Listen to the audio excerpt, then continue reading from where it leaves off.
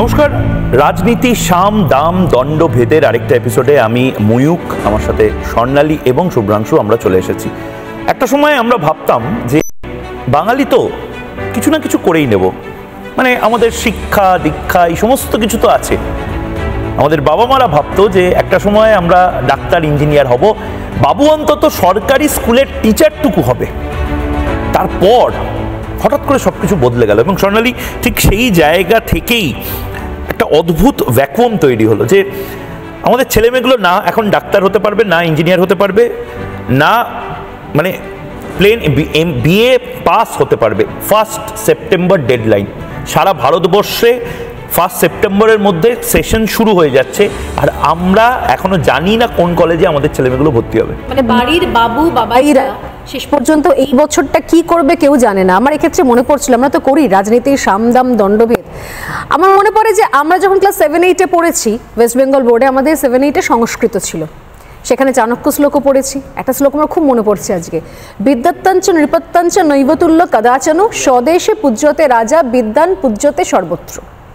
অতএব স্বদেশে নিজের দেশে রাজা পূজনীয় হতে পারে, কিন্তু বিদ্যান তিনি সর্বত্র অ্যাকসেপ্টেড, যেখানেই যাবেন সেখানে নিজের জায়গা তৈরি করে নিতে পারবেন।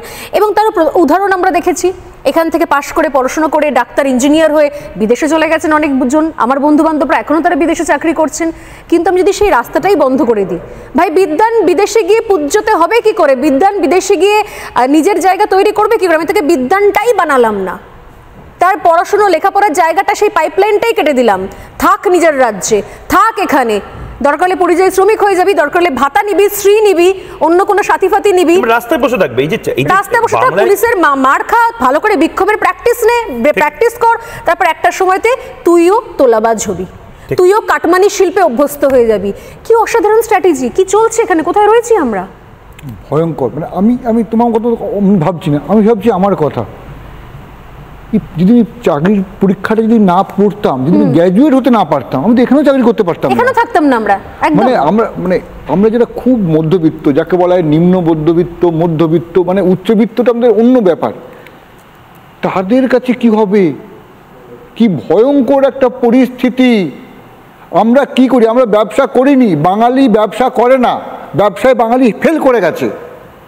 আমাদের একটা কাজই আমরা করেছিলাম, মন দিয়ে পড়াশোনাটা করেছিলাম। ঠিক, মন দিয়ে পড়াশোনা করে আমরা কি করেছি, গোটা দেশের সব জায়গায় স্বর্ণালী ময়ূক তোমরা দেখো, একটা না একটা বাঙালি আছে, সে স্টেশন মাস্টার হোক বা সে ডাক্তার হোক, মানে যে কোনো বড় কোনো কোম্পানির উচ্চ পদস্থ কোনো জায়গাতে বাঙালি বসে রয়েছে। কিন্তু আজকে আমাদের কি হলো, আমাদের ডাক্তারির পরীক্ষায় আমরা বসতে পারছি না, মানে পরীক্ষা দিয়ে দিয়েছি, রেজাল্ট নেই। আরে বাবা, গ্র্যাজুয়েট, যে সাধারণ গ্র্যাজুয়েট, ফিজিক্স নিয়ে পড়বো, কেমিস্ট্রি নিয়ে পড়বো, ইতিহাস নিয়ে পড়বো, কোনো কলেজ নিচ্ছে না। মানে এই জটিলতাটা শুরুটা কোথায় শুভ্রাংশুদা, আমি ঠিক সেই জায়গাটা বোঝার চেষ্টা করছি। মানে এটা আমাদের কাছে যখন ছেলেমেয়েগুলো এসেছিল, মানে দর্শকরা তো এই খবরগুলো হয়তো সবসময় পেয়ে ওঠে না, আজকে এটা বলার মতন জায়গা। প্রচুর ফোন আসছিল শুভ্রাংশুদা, আমাদের ডেস্কে প্রচুর ফোন আসছিল এবং আমাদেরকে হোয়াটসঅ্যাপ করে, তুমি নিজেও জানো যে দাদা তোমরা এটা ধরছো না কেন, এই ইস্যুটা ধরো। আমি জানি যে তোমাদের প্রচুর রাজনৈতিক ইস্যু আছে, but this is the biggest politics. একদম না, তারপর আমরা করেছি, আমরা লাগাতার, তারপরে একমাত্র বাংলা টেলিভিশনে আমরা যেভাবে ঝাঁপিয়ে পড়ে করেছি, কিন্তু তারপরেও মনে হচ্ছে যে আমরা এখনো বোধহয় ঠিক পয়েন্টে হিট করতে পারছি না। মমতা বন্দ্যোপাধ্যায় একটা ভয়ঙ্কর খেলা খেলছেন এবং এই ভয়ঙ্কর খেলাটা এবার বোধহয় তার ভান্ডা ফোড় বা হাড়ি ফাটানোর সময় এসেছে। মমতা বন্দ্যোপাধ্যায়, স্বর্ণালী শুভ্রাংশুদা, মানে তুমি ভেবে দাও যে টিচার ছিল সে এখন রাস্তায়, যে টিচারই করবে বলে ভেবেছিল সে এখন রাস্তায়, যে ডাক্তার তাদের একটা নির্দিষ্ট আন্দোলনের জন্য রাস্তায় ছিল, টোটাল পলিটিক্সটা রাস্তায় নিয়ে এসে হাঁটু গেড়ে বসে একটা বাধ্যবাধকতার জায়গায় আসছে মমতা বন্দ্যোপাধ্যায়। তারপরে যদি 1 টাকা চালও এদের দেয়, এই সুমন বিশ্বাসদের, এরা তো বলবে না না অ্যাটলিস্ট কিছু তো দিচ্ছে, বেঁচে পড়তে গেছি। এবং এখানেও কিন্তু সেই দেখো গুলিয়ে দেওয়ার খেলা, অতএব সেই ঘুরে ফিরে সেই তোষণ, এবং সেখান থেকে আমরা প্রতি সপ্তাহে আলোচনা করি কিভাবে উনি গুলিয়ে দেন, কিভাবে উনি সবকিছু মিশিয়ে দেন। এখানেও তো এবিসি ক্যাটাগরি, এমন গুলিয়েছেন, কোর্টে তারিখের পর তারিখ আসছে, তার না কোনো সিদ্ধান্ত হচ্ছে, না কোনো ডেডলাইন পাওয়া যাচ্ছে, না কোনো তার ভাগ বাটোয়ারা হচ্ছে, কে কোন ক্যাটাগরিতে আসবে, কার কোন ক্যাটাগরিতে নাম হবে, আর না তো তাদের কোনো ভবিষ্যৎ তৈরি হচ্ছে। এরা যাবে কোথায় ছেলেমেয়েগুলো? শোনো, আমরা কি দেখেছিলাম, আমরা গল্প পড়েছি না, একজন বাঁশিওয়ালা বাঁশি বাজাচ্ছে, পিছনে ইঁদুরের দল, হ্যামলেনে যে সমুদ্রে ফেলে দেওয়া হচ্ছে। এখানে ব্যাপারটা ওই রকমই হচ্ছে, এটা আড়কাঠি গোটা সিস্টেমটাকে, বাঙালি জাতিটাকে গ্যাঁড়া করে ফেলে দিয়েছে। গোটা বাঙালি জাতি গ্যাঁড়া করে পড়ে গেছে, আমরা চরম জায়গায় পৌঁছে গেছি। আমরা ছোটবেলায় কি বলতাম, লেখাপড়া করে যে জুড়ি গাড়ি চড়ে সে। এখন লেখাপড়া করলেও এখন রেজাল্ট তো নেই। লেখাপড়া করে যে গাড়ি চাপা পরে সে এখন পুলিশের লাঠির বাড়ি খায় সে। না, যেটা প্রবলেম, যেটা সমস্যা হচ্ছে, এই যে তুমি যেটা খুলতে চাইছো আর খুলছো, কিন্তু ওবিসি এই যে সংরক্ষণ, না ওবিসিটা কি এত বড় একটা ইস্যু? না, এটাতেই দেখ, তাহলে দেখিয়ে দিলাম, দেখ এই দেখিয়ে দেওয়াটাই সমস্যা হচ্ছে। কাদেরকে দেখাচ্ছি? আমাদের সন্তানদের দেখানো হচ্ছে। আরে ব্যাপারটা মিটিয়ে নাও না ভাই, যা হয়েছে মেটাও, ছেলেগুলো পড়ুক কলেজে। ও কিন্তু না, মাথাটি নত করবো না, বা অন্য একটা কোনো পলিটিক্যাল হয়ে যাবে ব্যাপারটা, এটা গেম হয়ে যাবে পলিটিক্যাল। ঠিক এই জায়গাতে মানে এটা তো একটা ইস্যু, কিন্তু আরেকটা ইস্যু সেটা হলো 26,000 ছেলে মেয়ে, তাদের পরিবার। এই 26,000 ছেলে মেয়ে কিন্তু মানে এভাবে আমি বলতে চাইনি, আমার আগেও আমি বলেছি, আমি দুঃখিত, কিন্তু ওদের বিশ্বাসটা কোনো একটা খুব স্ট্রং টিএমটি বার দিয়ে তৈরি।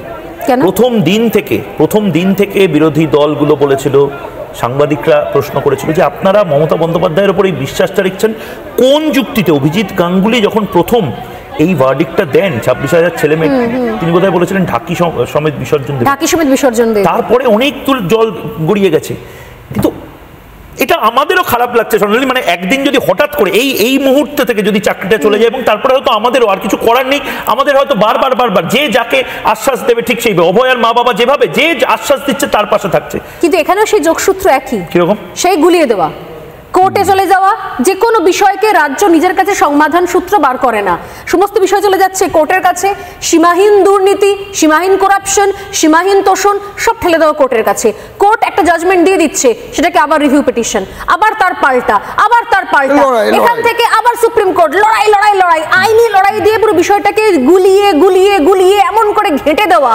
যোগ্য অযোগ্যের মধ্যে গন্ডগোল লাগাবেন না, আমি এটাই বলবো। নিশ্চিন্তভাবে আপনারা বাচ্চাদের শিক্ষা দিন, এবং যোগ্যরা যারা আছেন শিক্ষা দিন, শিক্ষিত করুন। ফার্স্ট আমাদের তদন্তটা করতে দিন, আমরা ক্লারিফিকেশন চাইব, আইনের ধারা অনুযায়ী কাজ করব। কারো চাকরি যাওয়াটা আমাদের ধর্ম নয়, চাকরি ফিরিয়ে দেওয়াটা, চাকরি করে দেওয়াটা আমাদের ধর্ম।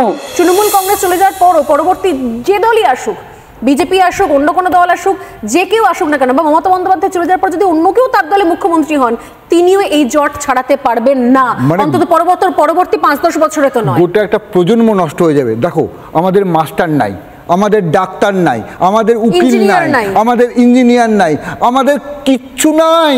আমরা ভালো ছাত্র তৈরি করতে পারছি না। আমরা পড়াচ্ছি কি?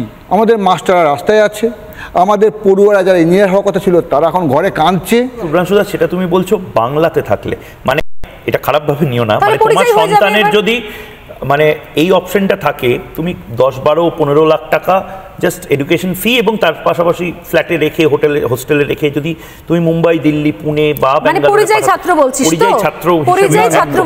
তাহলে কিন্তু ওর একটা বেটার এডুকেশন কিন্তু পাবে। তুমি এটা হবে না, তার কারণটা হচ্ছে আমি ভালো প্রাইভেটে না, শোনো, 50 মিনিটের 85% আর 15% একটা গেম আছে। 15% যে ছেলেটা থাকে, যারা 15% যারা কেন্দ্রীয় কোটা, সেটা বাইরে যেতে পারে। 85% যেটা থাকে সেটা রাজ্যে ভর্তি হতে হবে। 85% সেটা তো তোমার অন্য বিষয়, কিন্তু প্রাইভেট কলেজ অত আমাদের যারা আছে তারা কি এতই বড় লোক বাঙালিরা? সেটাই তো আমাদের এতগুলো কলেজ, অসম্ভব বিষয় প্রাইভেটে ডাক্তারি কি সম্ভব নাকি? ডাক্তারি পড়ানো প্রাইভেটে মানে 1 কোটি টাকার গেম, ওই গেম করে মানে খুব কম লোক পারবে। নানা ধরনের কন্টেন্ট দেখার জন্য লাইক করুন, শেয়ার করুন আমাদের ফেসবুক পেজ, সাবস্ক্রাইব করুন আমাদের ইউটিউব চ্যানেল। পাশাপাশি অন্যান্য ব্রেকিং নিউজের জন্য অবশ্যই চোখ রাখুন রিপাবলিক বাংলায়।